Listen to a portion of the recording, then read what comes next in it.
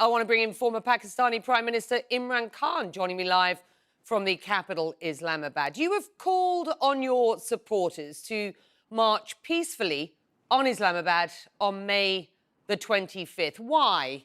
And what do you hope to achieve?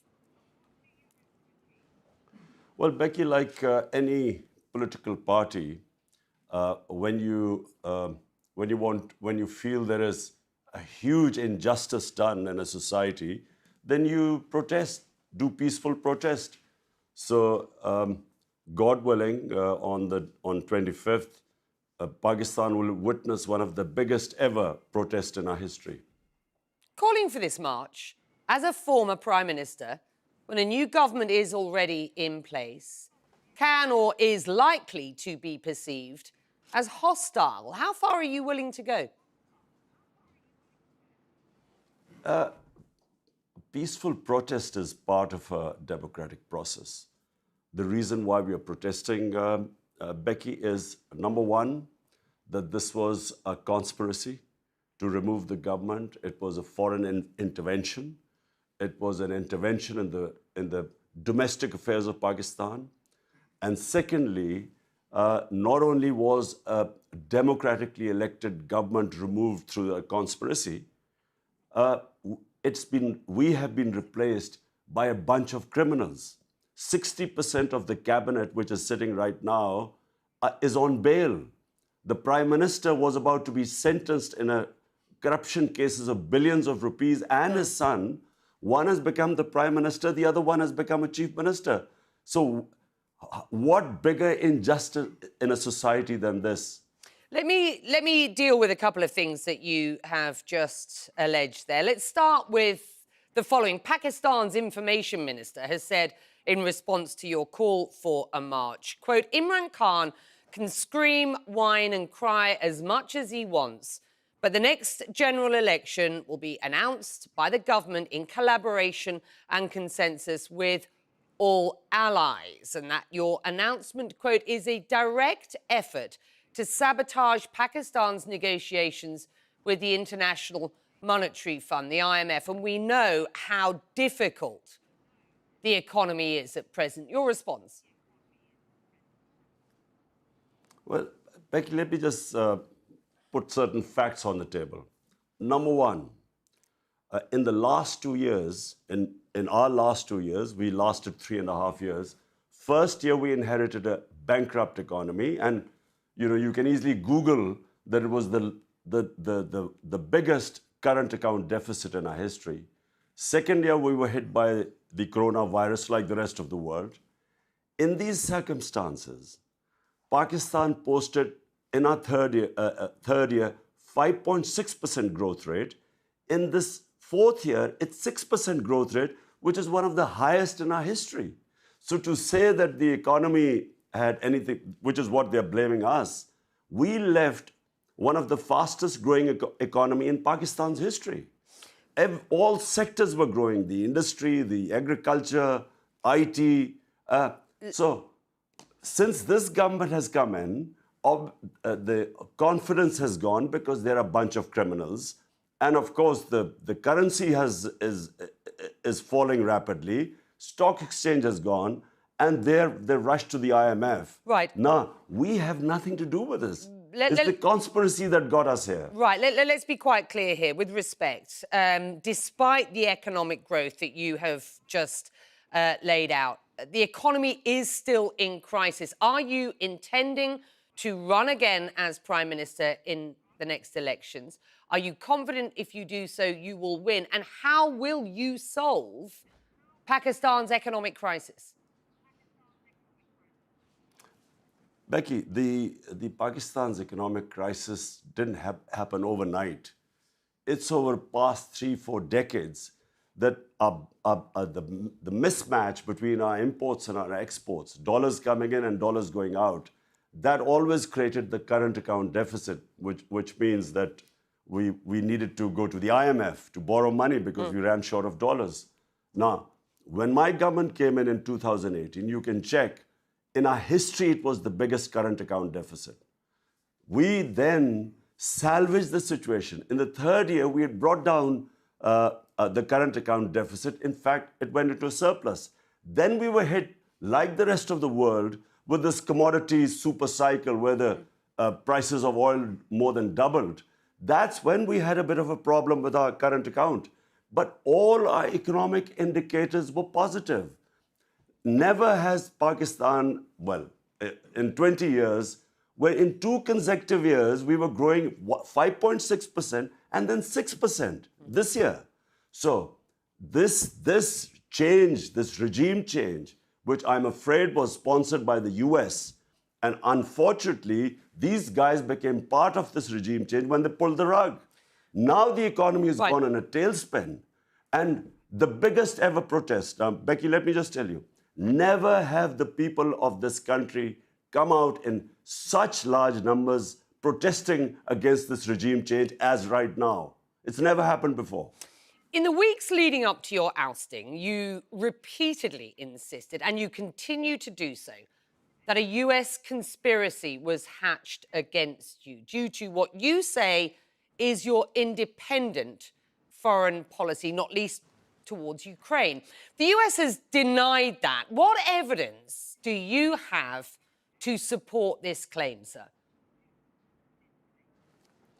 On the 7th of March, Becky, Under Secretary of State in the US, who's responsible for South Asia, he calls our ambassador, a meeting between our ambassador in Washington.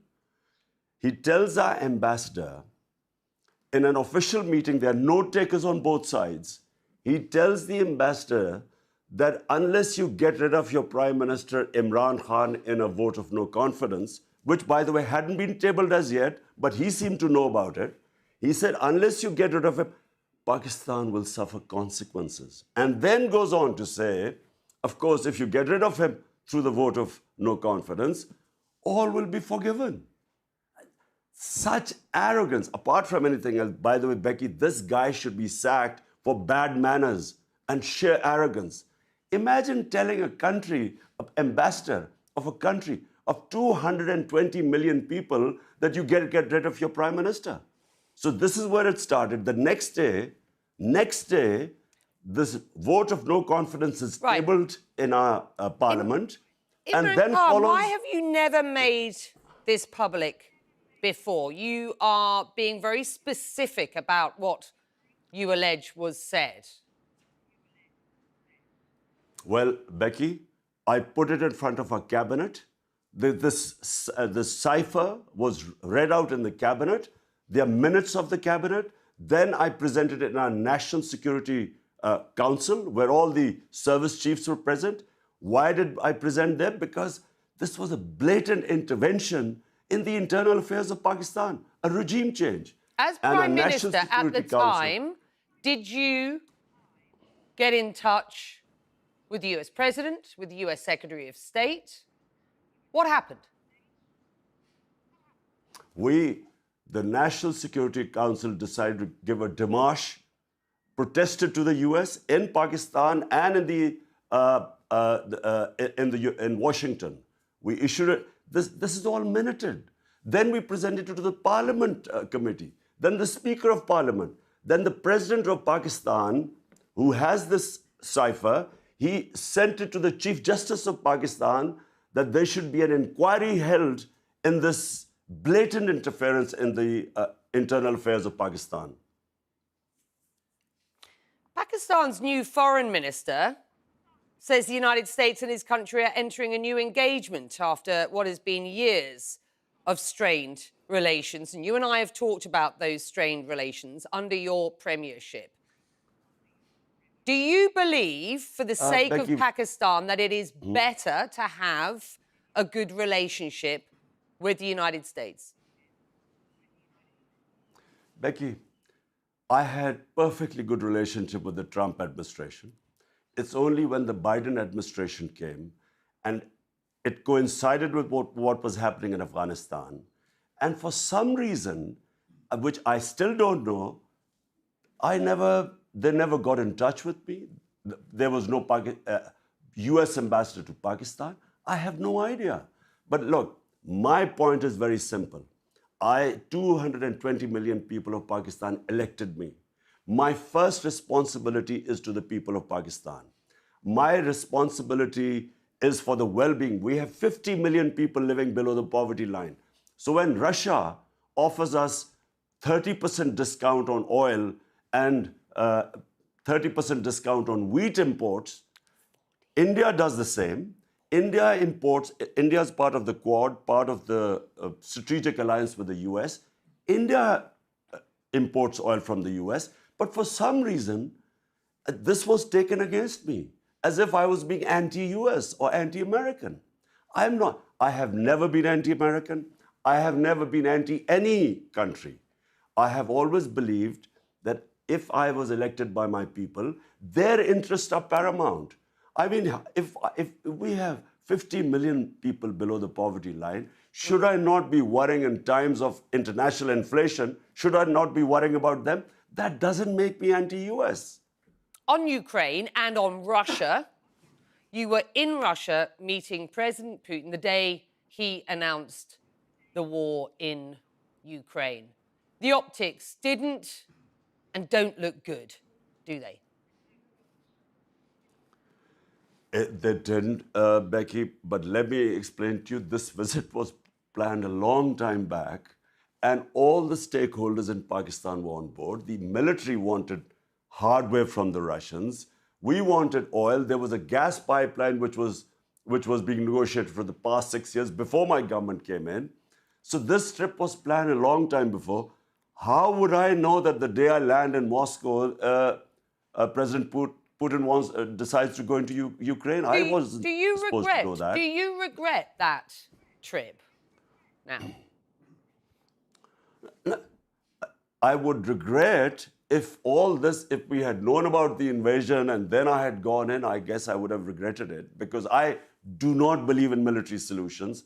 I have opposed all military ways of achieving political ends. So, but I wasn't supposed to know. And as I repeat, our Foreign Office, our military, we were all on board that this was the trip we needed for the benefit of people of Pakistan. By that stage, sir, and with respect, it was clear that there was an enormous military build-up and that there was the potential for President Putin to invade. Did you talk about Ukraine? What did you discuss with President Putin?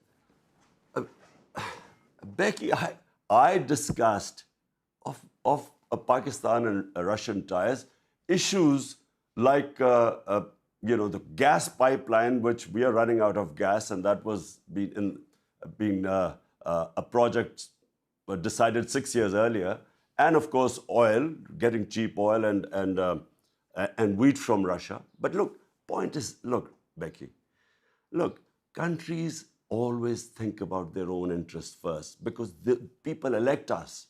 Now, do we not have the right to stay neutral in contests? Because we were part of the US war on terror. 80,000 Pakistanis died in that. My policy was always after that we will be part of a peace process. We will not be part of any conflict. We want to stay neutral. If India can stay neutral, which is a strategic ally of the US, why doesn't Pakistan have that luxury? Do you condemn President Putin's invasion of Ukraine? I repeat, I do not believe in military solutions. Even when I was there, after I came out of the meeting, I gave a statement. The official statement was, we do not believe in military solutions. So I've been again, like the military solution for 20 years in Afghanistan. I never believed that was going to solve the issue in Afghanistan or, for that matter, Iraq. I always believe military solutions cause more problems. They have unintended consequences. You've talked about cheap oil from Russia. India purchased cheap oil from Russia, a move you hailed on Twitter, lauding Narendra Modi's government for sustaining pressure from the United States. Do you believe the war in Ukraine has actually opened an opportunity for a thawing relationship between India and Pakistan? No, Becky, that's not. Our problem with India and Pakistan is only one. It's Kashmir. What is happening in Kashmir, and I want to let me just add on. We were asked to condemn what happened in Russia. Why has the US and all the allies not condemned what's going on in Kashmir? Why don't they condemn India?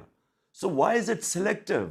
Why is it that we are expected to take positions? But when we see these violations of human rights in Palestine or in Kashmir, why is this selective? So if the world order was such that any aggression on any people were condemned by all, I would be in the forefront. But when it is selective, we have watched what is the brutality that is going on in Kashmir since 5th August 99, when they just violated all human rights. Virtually, people were put under siege. We never heard any condemnation by the US or the Europeans, who expected us to condemn what was going on in Ukraine.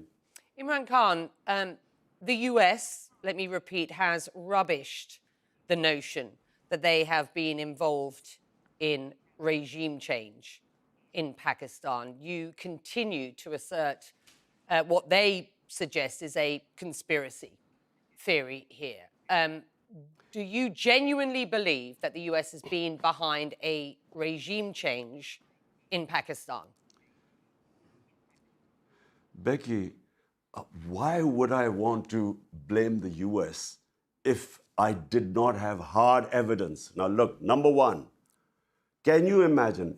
Look, me, say Donald Lu, US Undersecretary, you, the ambassador of Britain, and I tell you to remove Boris Johnson, and unless you remove, there'll be consequences. And if you remove him, everything will be forgiven. This was an official message with no takers given to our ambassador, message received by me, by our president, given to the Chief Justice of Pakistan. So, first of all, this is real. We have the minutes of the meeting. We can't release the cipher because of the codes, which are, like the WikiLeaks, they expose the codes, and that all your foreign correspondent gets exposed. That's why we can't do it. But the minutes of the meeting are all there, a cabinet, National Security Commission. Secondly, before this happened, before this meeting with Donald Lu and our ambassador, the US Embassy was calling members of my party who were some of the backbenchers who were not happy. They were having meetings with the US Embassy. What were they meeting them? And they were the first ones who then jumped ship. And they were the ones who then offered $1 million each to buy my other members of parliament who actually jumped ship later on. Why would the US Embassy be interested in backbenchers of our party? So this was going on for 3 months before, until this, and then Donald Lu's conversation with our ambassador. The next day, the no confidence motion is tabled in the assembly. What do you think? You have made some significant allegations there. When it's not will allegation. You show we the have hard this evidence. Hard evidence? You mean the minutes of our cabinet? We can show the cipher between our ambassador, the conversation between them. But because it has, WikiLeaks exposed the code. That was the problem. All the ciphers then, secret documents became public. So we can't do that. But we have this. The cipher was read out in our cabinet, in our National Security Committee. The president has sent it to the Chief Justice of Pakistan for this blatant interference in our internal affairs. So it's real. You talk about no takers on either side. What do you mean by that when you use that term? It means it's an official meeting when there are no takers on both sides who are recording the meeting. Will you make those public? I mean, you've talked about where they exist. Sorry, what? The cipher? I've explained to you. The minutes of the meetings, that you have, no, I understand that, but you say the minutes of the meetings are on record in Pakistan. Yes, the cabinet meeting, the National Security Committee meeting, they are public. The National Security Committee had 2 meetings, and both times they said this was blatant interference in the internal affairs of Pakistan. They issued a démarche to the US Embassy in Pakistan and in Washington. So is the current government an American implant?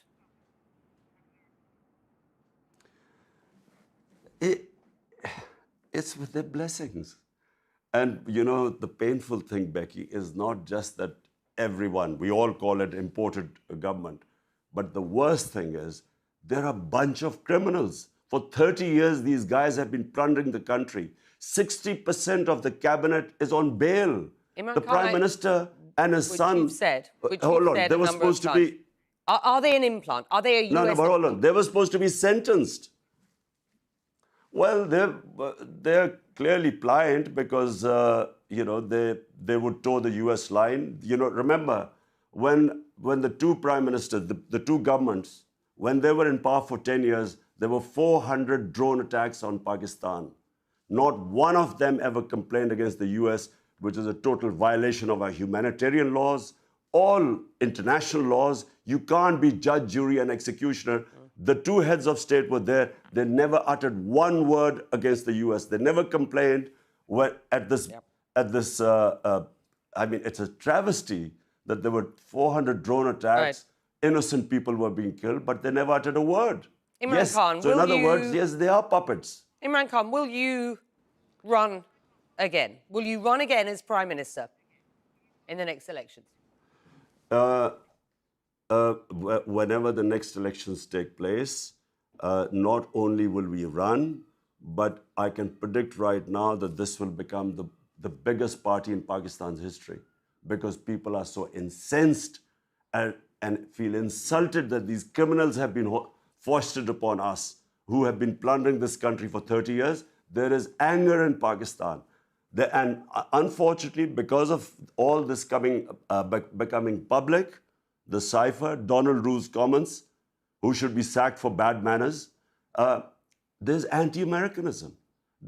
Because you know that so many regime changes, whether US, like in Iran, Prime Minister Mossadegh, like in South American countries, when unpopular governments are foisted on a people, the resentment then goes against the US. And unfortunately, yes, there is anti-Americanism right now. Your supporters blame the military establishment for your ouster. You previously had a good relationship with the military. What happened?